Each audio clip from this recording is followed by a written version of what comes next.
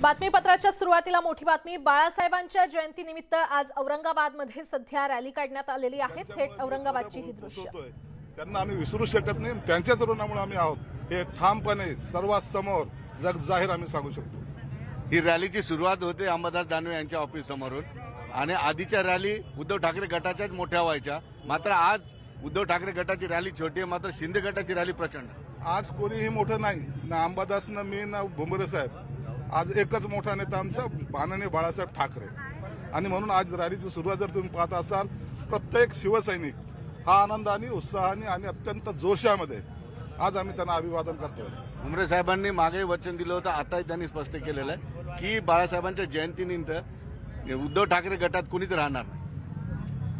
हे त्यांची भविष्यवाणी खरं ठरो हीच खऱ्या अर्थाने बाळासाहेबांना आमची आदरांजली असेल। तुम्हाला काय वाटतं, तुम्ही ठेवणार नाही का लोकच राहणार? आता ते लोकांनी ठरवायचं, आम्ही ठरवणारे कोणी नाही। शिवसेना प्रमुखाची भूमिका आम्ही घेतलेली आहे आणि ती भूमिका जी शिवसेना प्रमुखाला अपेक्षित आहे ती लोकांना माहिती आहे, म्हणून लोक आमच्या बरोबर आहेत। लोकांनी काय ठरवलं? लोकांनी ठरवलेलं की बाळासाहेबांची जी शिवसेना आहे खरी, शिंदे साहेबांच्या मार्गदर्शनाखाली त्याच्यासोबत राहायचं हे ठरवलेलं आहे। चित्र सगळं बदलणार आहे, सगळं चित्र महाराष्ट्रात बदलणार आहे। तुम्हाला सगळं चित्र दिसणार आहे। कोणाला काय वल्गना करायचं ते करून द्या। आज तुमच्या समोर ही जयंती साजरी घेत असताना तुमच्या लक्षात येत असेल की आज किती शिवसैनिक हजर आहे। तुमचे मित्र खैरे सुद्धा येऊ शकतात पुढे। खैरे काय, मला काय सांगायचं, तुम्ही घेणार नाही खैरे? नाही, खैरेला कोणी घेतच नाही। पहिली गोष्ट काय, खैरेला कोणी तुमच्याकडे आले तर आम्ही घेऊच शकत नाही। त्यांना घेऊन काय उपयोग होणार आहे?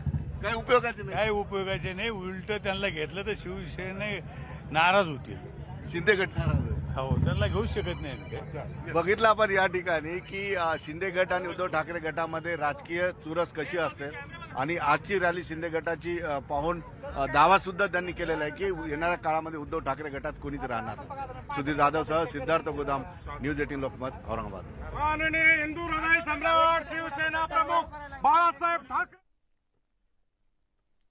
तर बाळासाहेबांच्या जयंतीनिमित्त औरंगाबादमध्ये रॅली काढण्यात आली आणि आता भास्कर जाधव बोलतायत। थेट जाऊया। यांनी घेतलेले निर्णय योग्य आहे। याचं कारण असं आहे की ज्या भारतीय जनता पार्टी बरोबर गेली 30 वर्ष राजकारणातला एकमेव आपला मित्र म्हणून शिवसेनेनं भारतीय जनता पार्टीच्या खांद्यावर मोठ्या विश्वासानं मान टाकली, त्याच भारतीय जनता पार्टीनं शिवसेनेचा केसानं गळा कापला। एका बाजूला शिवसेना फक्त आणि फक्त भारतीय जनता पार्टी हा एकच आमचा राजकीय मित्र म्हणून मानत होते, त्याच वेळेला भारतीय जनता पार्टी देशामध्ये जवळजवळ 24 ते 26 छोटे मोठे पक्ष एकत्र करत होते, पण शिवसेनेनं फक्त एकच मित्र बाळगला। देर आहे लेकिन दुरुस्त आहे।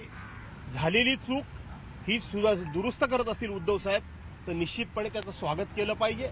त्यांनी आपली ताकद वाढवली पाहिजे।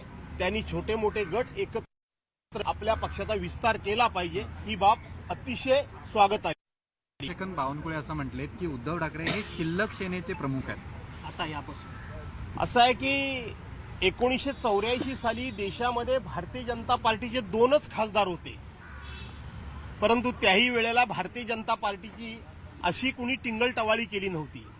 आज आम्हाला कोण शिल्लक सेना म्हणतोय, आज आम्हाला कोण रडकी सेना म्हणतोय। आपण माननीय अटल बिहारी वाजपेयी साहेबांचं भाषण ऐका। परवानच्या दिवशी अटल बिहारी वाजपेयी साहेबांचं एक भाषण आणि मला एक लेख वाचायला मिळाला की जिनिव्हा सारख्या राष्ट्रीय परिषदेमध्ये संपूर्ण जगातून सगळ्या देशाचे प्रमुख आले होते आणि त्यावेळेला PV नरसिंहराव हे काँग्रेसचे आपल्या देशाचे पंतप्रधान होते।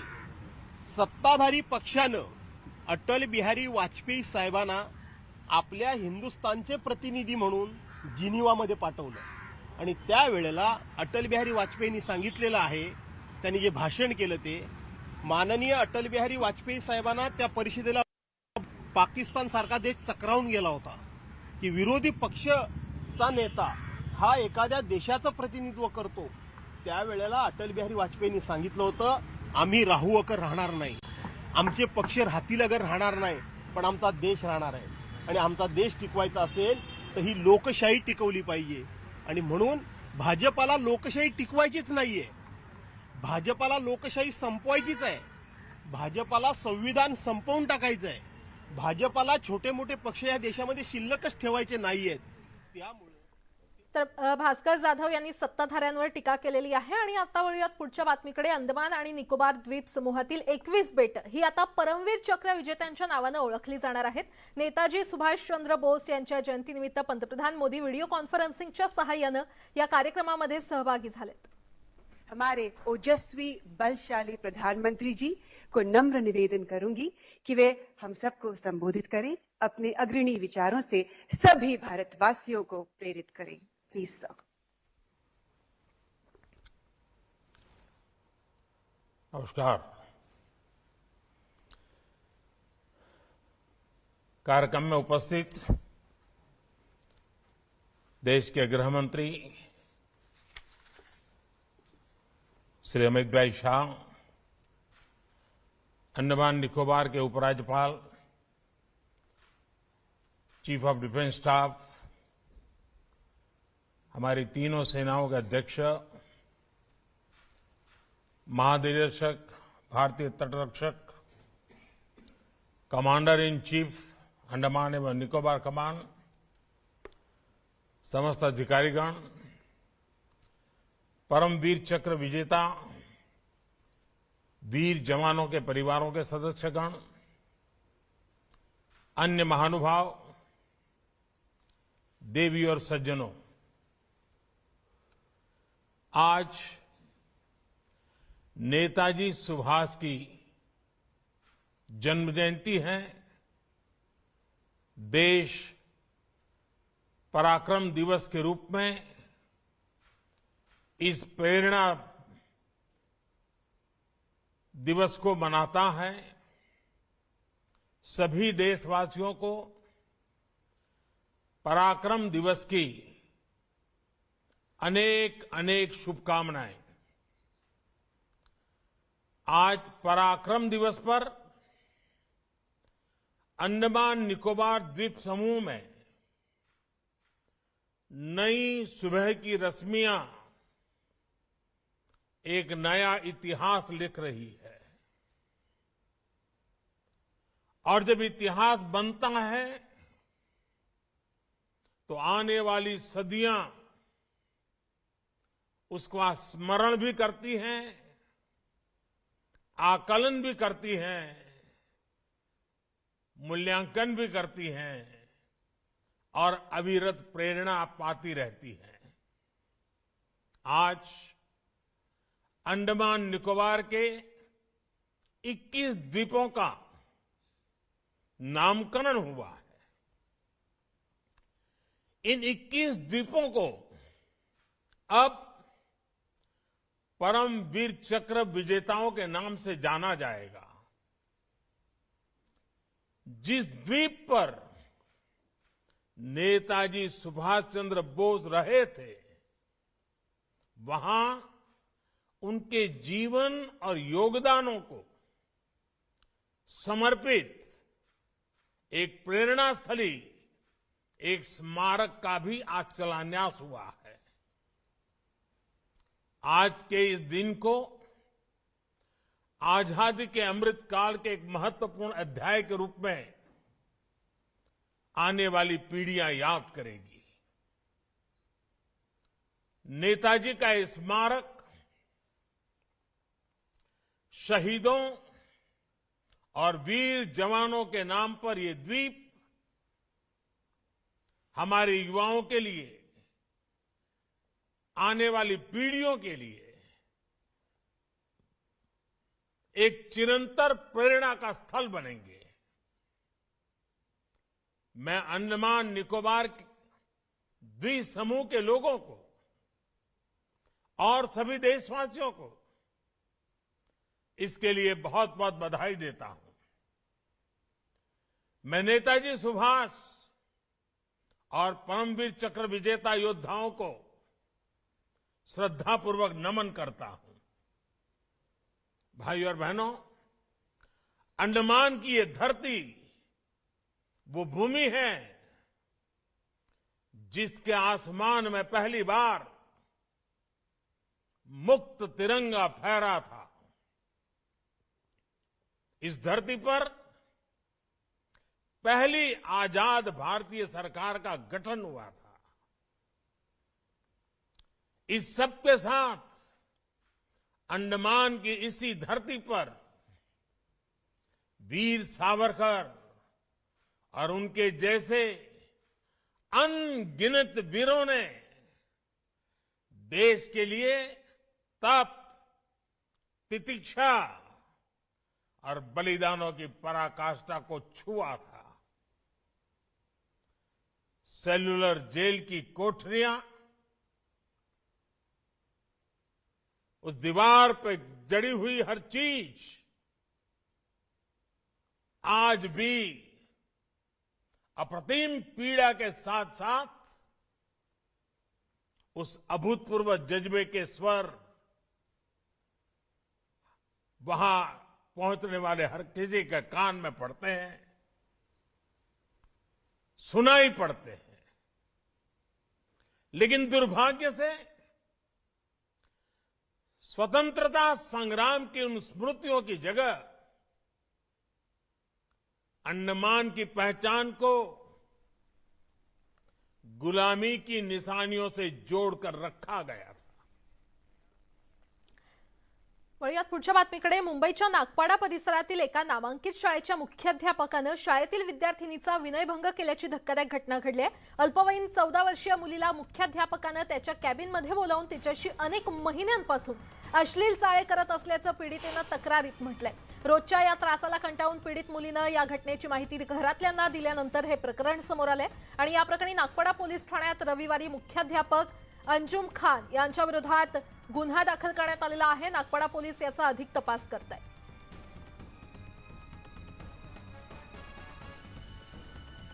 अधिक माहिती देत आहेत आमचे प्रतिनिधी प्रशांत पांडे आपल्यासोबत जोडले गेलेले आहेत। प्रशांत, या शाळेमध्ये अतिशय धक्कादायक घटना समोर आलेली आहे। पीडितेनं घरी सांगितलं आणि त्यानंतर हे सगळं उघडकीस आलंय, काय सविस्तर अपडेट? नक्कीच, आणि गेल्या काही महिन्यापासून प्रिन्सिपल कंटिन्यू या मुलीबरोबर अत्याचार करत होता आणि मात्र त्यांनी धमकी दिली होती की या संदर्भात काही घरच्यांना किंवा कोणाला सांगितलं तर तो पहिलाच घरच्यांना सांगेल का ही जी मुलगी आहे मित्रांसोबत कुठे बाहेर फिरत होती। मात्र काही खूप महिने निघून गेल्यानंतर शेवटी मुलगी कंटाळली आणि त्रास तिला भरपूर व्हायला लागला। त्यानंतर तिने ही माहिती घरच्यांना दिली की गेल्या काही महिन्यापासून प्रिन्सिपल तिच्यासोबत अश्लील हे कृत्य करतात आहे। त्यानंतर घरच्यांनी ही माहिती पोलिसांनी दिली आणि पोलिसांनी या प्रिन्सिपलच्या अगेन्स्ट मध्ये केस दर्ज करून त्याच्या अगेन्स्ट 354, 376 पार्ट 2, 376 पार्ट 3 हे कलम लावलेला आहे आणि पोक्सो ऍक्ट लावलेला आहे आणि पुढचा तपास करत आहे। निश्चितच प्रशांत, धन्यवाद या सविस्तर माहितीसाठी।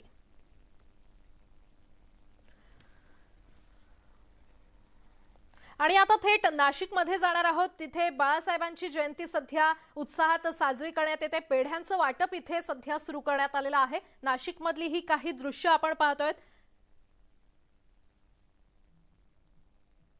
आज बाळासाहेबांची जयंती आहे आणि त्याच निमित्तानं नाशिकमध्ये पेढ्यांचं वाटप करण्यात येतंय।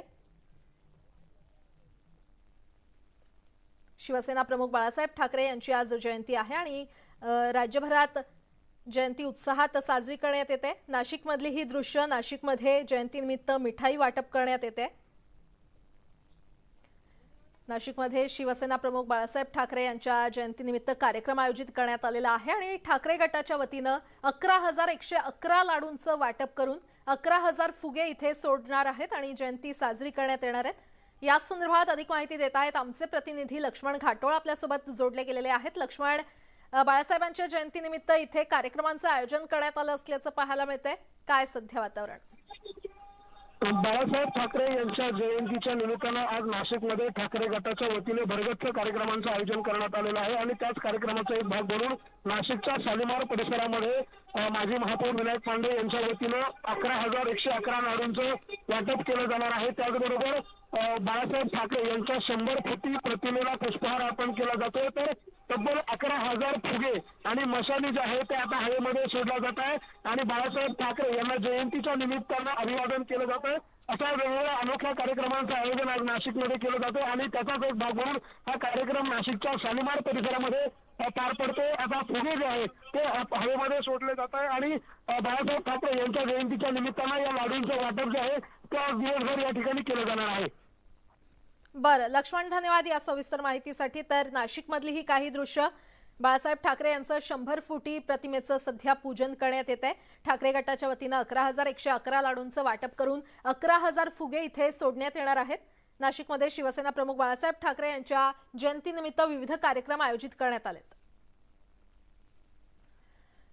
कोल्हापुरातून एक मोठी बातमी. स्टाफ सिलेक्शन कमिशन परीक्षेच्या केंद्रावर गोंधळ निर्माण झालेला आहे. शिये येथील केंद्रावर गोंधळ निर्माण झालाय. 1.5 मिनिट लेट झालंय म्हणून 70हून अधिक विद्यार्थ्यांना प्रवेश नाकारण्यात आलेला आहे. तर शहराबाहेरील गैरसोयीची केंद्र बदलण्याची मागणी या विद्यार्थ्यांकडून करण्यात येत आहे. संभाजी ब्रिगेडकडून ही मागणी करण्यात आलेली आहे आणि केंद्रात घुसण्याचा प्रयत्न देखील संभाजी ब्रिगेडनं केलाय. विद्यार्थ्यांचं नुकसान झालं तर केंद्र फोडू असा इशारा संभाजी ब्रिगेडनं दिलेला आहे. या क्षणाची अतिशय मोठी बातमी आपण पाहतोय. TCS आयकॉन डिजिटल झोन सेंटरवर हा सगळा प्रकार घडलाय. अधिक माहिती देत आहेत आमचे प्रतिनिधी ज्ञानेश्वर साळोखे आपल्यासोबत जोडले गेलेले आहेत. ज्ञानेश्वर, स्टाफ सिलेक्शन कमिशन परीक्षेच्या केंद्रावर नेमका काय गोंधळ झालाय, काय सविस्तर अपडेट? शिये इथल्या या परीक्षा केंद्रावरती हा सगळा गोंधळ सुरू आहे. या ठिकाणी पाहायला गेलं तर हे जे विद्यार्थी होते ते परीक्षेसाठी आले होते, मात्र केवळ त्यांना 1.5 मिनिटं लेट झाला म्हणून आत परीक्षा केंद्रावरती घेतलं नाही आणि त्यामुळे संभाजी ब्रिगेड सुद्धा या ठिकाणी आक्रमक झाले. त्यांनी आतमध्ये घुसण्याचा प्रयत्न केला आणि एकूणच या सगळ्यानंतर आहे ते विद्यार्थी सुद्धा संतप्त झालेले आहेत, कारण केवळ 1.5 मिनिटासाठी त्यांची ही आतापर्यंतची जी तयारी आहे ती सगळी वाया जाणार आहेत.